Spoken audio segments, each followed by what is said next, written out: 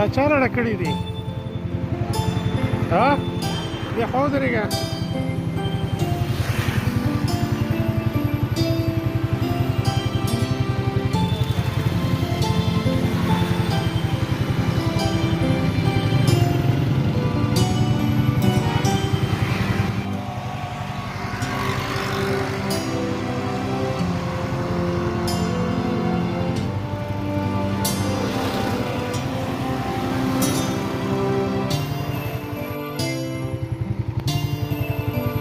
دا چا راړه کړي دي